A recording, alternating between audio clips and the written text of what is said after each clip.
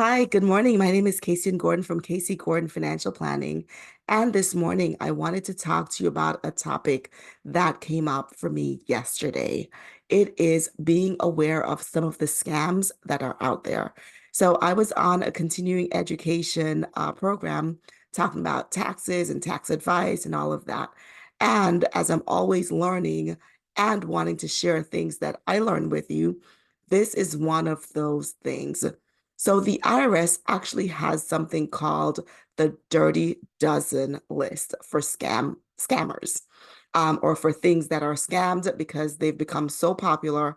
And I have to say this, by the time something becomes popular and it makes it to the IRS list, they've more than likely moved on to another type of scam that you aren't aware of.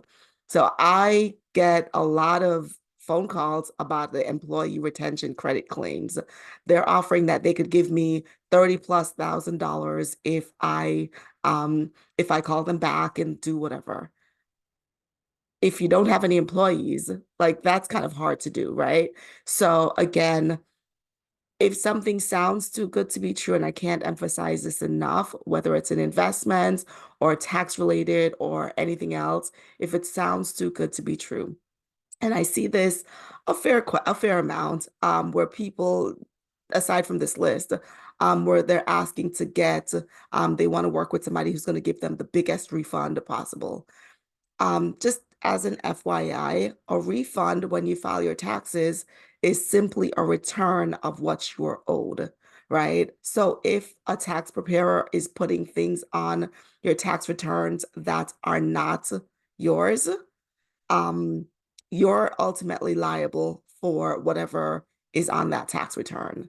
On the bottom of the tax return, when you submit it, you have to attest that it is actually correct information.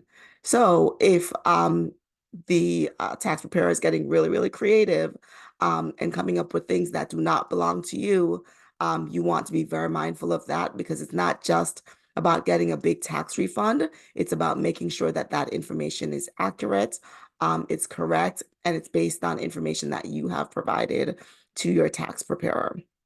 Phishing and smishing. Again, going back to the list, um, I don't I get fake communications or people trying to um steal information. Just click here, click here. And for instance, I got a text this morning claiming it's from the USPS, that my package is in a warehouse and cannot be delivered. I get those texts, unfortunately, way too often. The USPS is not going to text you that your package is in a warehouse and can't be delivered, especially when you're not expecting a package. So again, be aware this is something that when you click on it, um, bad perpetrators can steal your identity. Online account help from third-party scammers. And unfortunately, I saw this recently, where somebody posted on Facebook that she tried to get help with her Netflix account and they were able to access and start moving monies out of her account.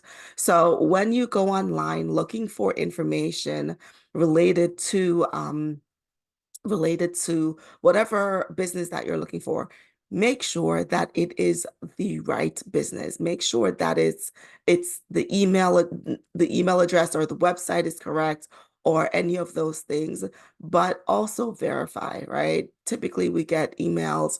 Um, again, just make sure that it's the correct place that you're clicking on or calling to get help.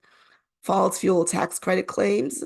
I'm not familiar with this one, but again, um, tax credit, if you're able to do some things, again, you have to be in a business that is going to allow you to get certain things. And if you're not, you should not be getting certain credits.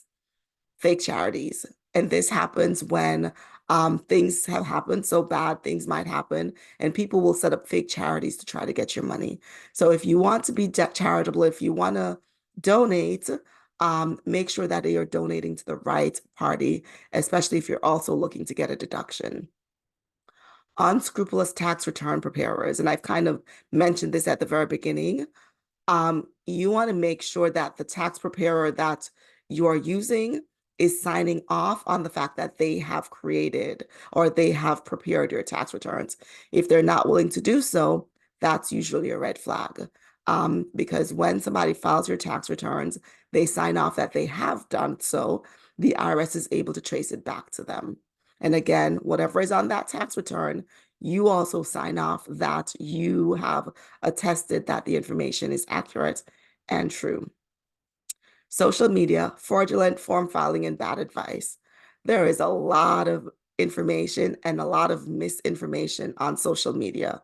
So you want to just make sure that wherever you're getting your information from, it's accurate and true. And you can verify this by doing searches. I always say Google is my best friend. Spear phishing and cybersecurity of tax professionals. This is usually related to tax professionals where we might, and again, I don't do taxes, but I am a financial professional. We might get an email, somebody telling us to click on something. And this is not a recommendation, but if you have a password protector or one of those places that keeps your password, that can usually help you. It won't help you in every instance, but again, I can't stress, be mindful enough of what you're clicking on. Offering compromise mills. So if you owe a lot of taxes and you're trying to settle your tax debt, be aware a company cannot say that they will, if they are able to forgive a certain or get the debt forgiven or reduced, that they get a percentage of it. You want to go with a company that has a flat fee that they will say this is what the fees are and doesn't matter what the compromise is. And again, do your research, make sure it's a reputable company because you could end up losing a lot more without getting any actual benefits. And again, this one schemes aimed at high income filers. So if you have a high income, charitable remainder annuity trust, and then monetized installment sales, you can look up if you qualify under the high income filers, you should have an accountant and make sure that you are both talking to your accountant and your financial advisor. So bogus tax avoidance strategies. Again, I can't stress enough, you are ultimately accountable for your own tax returns and what is put on your tax returns. If it feels too good to be true or it sounds too good to be true, it usually is too good to be true. Schemes with international elements, be aware of it, right? What are you doing that's offshore? Are you reporting it? There is no real way to hide assets, okay? And you want to be careful of that because it will ultimately come back and find you. So the IRS has a way to report to help stop fraud and scams, because by the time they get to some of them, the perpetrators are on to the next newest thing and ways to scam you. I can't stress enough.